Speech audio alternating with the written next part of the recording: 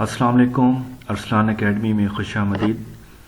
Students, آج کی اس video میں ایم اے اردو سال اول پرچہ نمبر 3 افسانوی نثر اور اس کا بہت ہی اہم موضوع منشی پریم چند کے افسانے سے حاضر ہوا ہوں.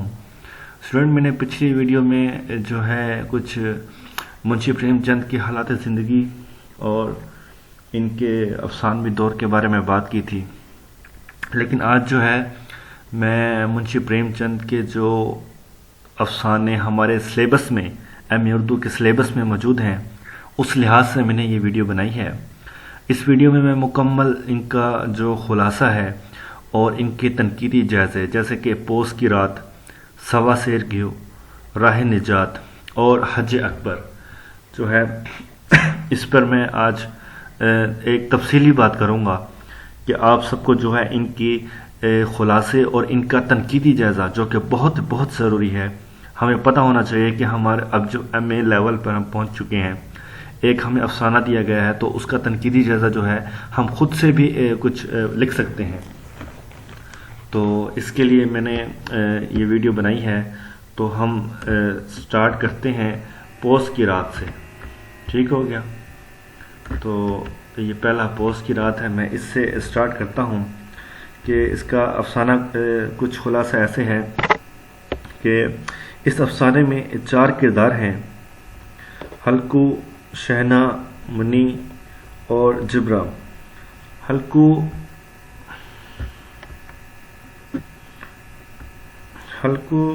ایک کسان ہے جو شہنا کی زمین میں کاشت کرتا ہے. منی ہلکو کی بیوی ہے اور جبرا ہلکو کا ایک کتا ہے. تو اس افسانے میں شہنا اپنی زمین کا لگان وصول کرنے کے لیے ہلکو کے گھر آتا ہے. ہلکو کے پاس صرف 3 روپے ہیں جو اس کی بیوی نے سردیوں میں کمبل خریدنے کے لیے جمع کر رکھے ہیں. ہلکو کو کمبل کی خریداری یاد کراتے ہوئے اس کی بیوی جو ہے وہ شہنا کو اگلی فصل تک ٹالنے کا مشورہ دیتی ہے، مگر ہلکو زمین کے مالک کی سخت رویے سے ڈر کر منی کو رقم کی ادائیگی پر راضی کر لیتا ہے. اور آخر کار جو ہے وہ پوہ یعنی کہ سردی کا عرصہ آ جاتا ہے. پوس کی ایک رات بے حد ٹھنڈی ہے. ہلکو سخت سردی سے جو ہے توجہ ہٹانے کے لیے حقہ کشی شروع کر دیتا ہے اور جبرا اس سے باتیں یعنی کتے سے باتیں کرنے لگتا ہے. تو اس پر اسے اچانک باغ میں پڑے سوکھے پتوں کا خیال آتا ہے تو وہ انہیں جلا کر آگ تاپنے کی غرض سے ادھر پودے کی شاخیں توڑ کر اکٹھا کر لیتا ہے. ادھر کھیتوں میں جانوروں کے چرنے کی آوازیں آنے لگتی ہیں. جبرا بھاگ کر جو ہے بھونکتا ہوا کھیتوں کی جانب چل جاتا ہے اور ہلکو اٹھ کر کھیت کی طرف جانے کی کوشش کرتا ہے، لیکن چند قدم چل کر سردی سے ڈر کر واپس آ جاتا ہے اور بجھتے ہوئے پتوں کے قریب بیٹھ جاتا ہے. اس پر آلودگی طاری ہو جاتی ہے اور وہ سو جاتا ہے. تو اگلے دن اس کی بیوی آ کر اسے جگاتی ہے اور حال دیتی ہے کہ کس طرح سے جو ہے تمام جو کھیت ہیں وہ برباد ہو چکے تھے. تو اس طرح سے جو ہے اس کہانی کا جو ہے وہ اختتام ہوتا ہے. اب بات کرتے ہیں اس کے تنقیدی جائزے کی. تو پریم چند اسٹوڈنٹس معاشرے کے جو اکثر یعنی کہ نچلے طبقے کے لوگ ہیں تو ان کی تکلیفوں کا اس کو احساس ہے. اس کے نزدیک نچلے طبقے کے لوگ بھی انسان ہیں اور اچھے طریقے سے زندگی بسر کرنے کا حق رکھتے ہیں. پوس کی رات میں پریم چند نے انسان کی بے بسی اور مظلومیت کی تصویر کشی کی ہے ہمارے سامنے. اور اسی طرح سے سن ہمیں یہ بھی پتہ چلا کہ جاگیرداری نظام میں مزدوری کرنا توہین سمجھا جاتا ہے. چنانچہ پریم چند نے زمین سے محبت اور لگاؤ کی تصویر کشی ایک ہمارے سامنے جو ہے وہ پیش کی ہے. تو یہ ہمارے پاس پوس کی رات کی بات تھی. اب ہم بات کرتے ہیں سوا سیر گیو کی کہ اس میں اس کا خلاصہ کیا ہے اور اس کا جو ہے ہم تنقیدی جائزہ کس طرح سے لے سکتے ہیں۔ اب ہم بات کرنے لگے ہیں سوا سیر گھیو، تو میں یہاں پر رکھ دیتا ہوں تاکہ آپ کو پتہ چلے کہ ہم اس کی بات کر رہے ہیں۔ اس افسانے کا آغاز اسٹوڈنٹس ایک شنکر ہے، اس کی قناعت پسندگی اور سادگی سے ہوتا ہے۔ یہ افسانہ در حقیقت ہندوانہ ذہنیت کے پس منظر میں لکھا گیا ہے۔ اس میں ایک پروہت ایک سیدھے سادے شنکر نامی کسان کو سوا سیر گھیو کا حساب چکانے کے لیے اپنی قید میں کر لیتا ہے۔ یہ شنکر نامی جو کسان ہے یہ اتنا سادہ ہے کہ کبھی کھانا نہ ملنے پر پریشان نہیں ہوتا۔ یہ جو ہے پانی پی کر بھی گزارا کر لیتا ہے اور رام کا نام لے کر سو جاتا ہے۔ وہ بہت مہمان نواز تھا۔ جب کوئی مہمان آتا تو وہ خوب خاطر تواضع سے اس کی کرتا اور خود بھوکا سوتا، مگر مہمان یعنی کہ سادھو کو کسی طرح بھی بھوکا نہیں سلاتا تھا، کیونکہ وہ تو بھگوان کے بھکت ہوتے ہیں۔ اور اسی طرح سے جو ہے ایک شام اس کے پاس ایک مہاتما اس کے گھر میں آتا ہے، اور ادھر گھر میں جو کا آٹا تھا وہ انہیں کس طرح کھلاتا۔ اب یہ طے ہوا کہ مہاتما جی کے لیے جو ہے سوا سیر گھیو جو ہے وہ ادھار لیا جائے۔ چنانچہ اس نے سوا سیر گھیو لیے اور اس کے بیوی نے پیس دیے، جہاں مہاتما جی نے جی بھر کر کھایا اور سو گئے۔ صبح آشیرواد دیا اور چلے گئے، مگر پروہت جی شنکر کے غلام بن گئے۔ 7 سالوں کے بعد پروہت جی ان کے گھر میں آئے اور شنکر کسان سے کہا کہ 7 سال پہلے آپ نے ہم سے جو ہے سوا سیر گھیو لیا تھا، اور اب وہ جو ہے 7 سال کے بعد 13 ہمارے ہاں 5.5 من جو ہے وہ ہو گیا ہے اس کی قیمت، تو اس کا کب ادا کرو گے؟ تو اس طرح سے جو ہے انہوں نے کیا کیا کہ شنکر کام کاج کر کے اس کے قرض سے جان چھڑانے کے لیے ہاتھ پاؤں مارتا رہا، مگر بے سود رہا۔ شنکر جی نے پنڈت جی کے ہاں 20 سال تک غلامی کی زندگی کاٹی اور آخرکار مر گیا، تو پنڈت جی نے ایشور کے دربار میں تکلیف دینا بھی ان کو مناسب نہ سمجھا اور شنکر کے جوان بیٹے کی گردن پکڑ لی، جو آج تک جو ہے پنڈت کے ہاں کام کر رہا ہے۔ اب بات کرتے ہیں اس کے تنقیدی جائزے کی۔ تو اس افسانے میں آخرکار پریم چند نے پڑھنے والے کو ایک خیز کہانی نہ سمجھیں، بلکہ ہندوستان کی دیہاتوں کی جیتی جاگتی جو ہے یہ ایک تصویر ہے۔ پریم چند کیونکہ میں نے بتایا ہے کہ محنت کش طبقے کی فلاح بہبود کے خواہاں تھے، اس طبقے کی حمایت میں اپنا قلم اٹھاتے تھے۔ اس افسانے میں ہمیں پریم چند کی یہ ہمدردی واضح طور پر نظر آتی ہے۔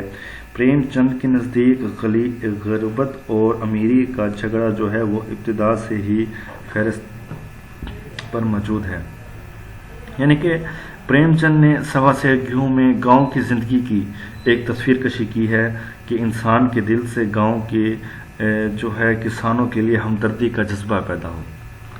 تو اسٹوڈنٹ یہ تھے ہمارے پاس سوا سیر گھیو۔ اب ہم بات کرتے ہیں اپنا راہ نجات کی۔ تو راہ نجات ہمارے پاس یہ افسانہ جو ہے دیہاتی زندگی پر لکھا گیا ہے۔ اس کا خلاصہ کچھ یہ ہے کہ یہ افسانہ سادہ لو دیہاتوں کا ہے۔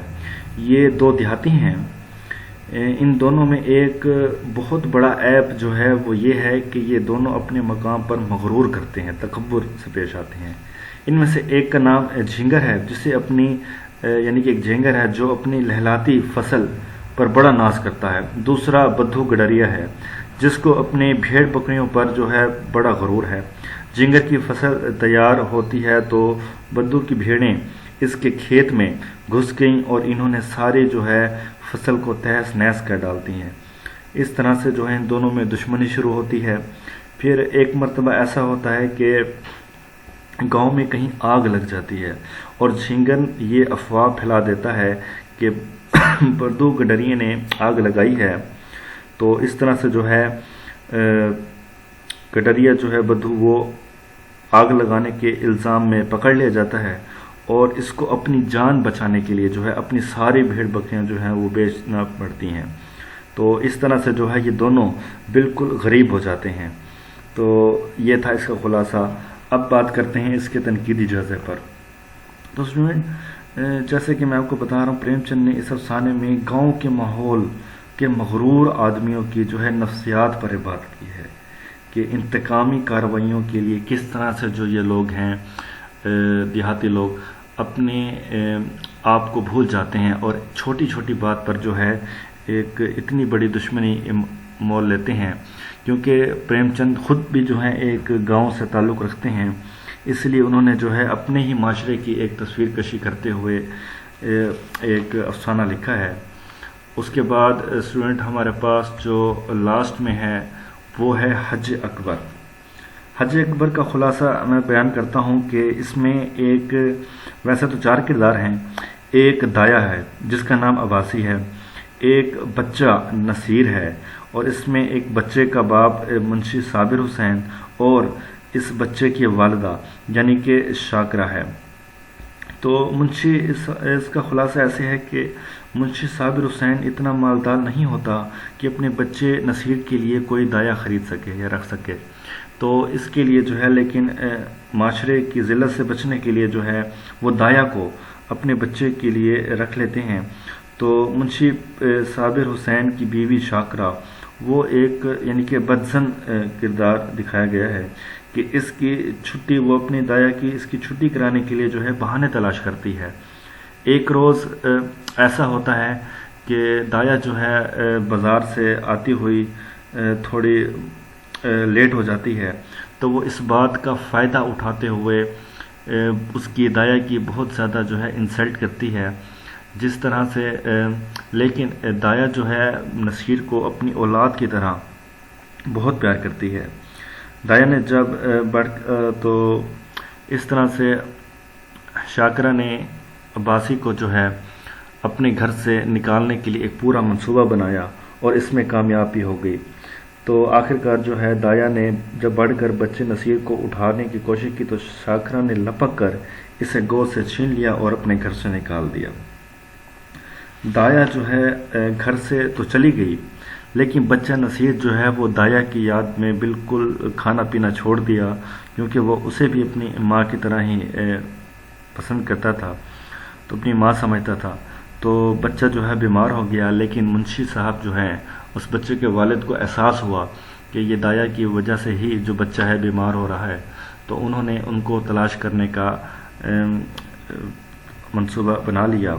آخرکار جو دایا ہے وہ بھی بچے کی یاد میں بہت اداس تھی، تو اسی میں انہوں نے جو ہے حج پر جانے کا ارادہ کیا اس دایا نے۔ تو جب اس کی حج پر جانے کی تیاری مکمل تھی تو اس پر منشی صابر حسین نے اسے ڈھونڈ لیا اور بچے نصیر کی بیماری کے بارے میں بتایا۔ اس نے بتایا کہ نصیر تمہیں بہت یاد کرتا ہے اور شاکرہ بھی اپنے کیے پر شرمندہ ہے۔ چنانچہ یہ سب کچھ سن کر عباسی نے حج کا ارادہ ترک کر دیا اور بچے نصیر کے پاس آ گئی۔ بچہ نصیر بھی بہت خوش ہوا، اسے گلے لگایا۔ اس پر عباسی بولی، کیوں بیٹا، مجھے تو نے کعبہ شریف میں جانے نہ دیا، میرا حج کا ثواب کون دے گا؟ اس پر منشی صاحب نے کہا کہ عباسی عنایا، جو کام تم نے کیا ہے یہ اس کا نام حج اکبر ہے۔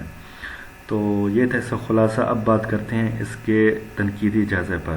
اس افسانے میں دراصل عورت کے روایتی تعصبات اور شکوک و شبہات کا بیان کیا گیا ہے کہ شاکرہ ایک ایسی عورت کا کردار ہے جو اپنے خاوند سے خوش ہے، لیکن جو ہے اپنی ایک حسد کی آگ میں مبتلا ہے، اور اس وجہ سے ان کا جو ہے ایک کہانی کا دوسرا رخ یہ بھی بتایا گیا ہے کہ پریم چند نے حقوق العباد کو تصور کو حقوق اللہ سے زیادہ اہم بنا کر پیش کیا ہے کہ افسانے میں عورت کے ممتا کو عظیم روپ میں دکھایا گیا ہے کہ وہ کعبہ کی زیارت پر بچے کی محبت اور تندرستی کو ترجیح دیتی ہے۔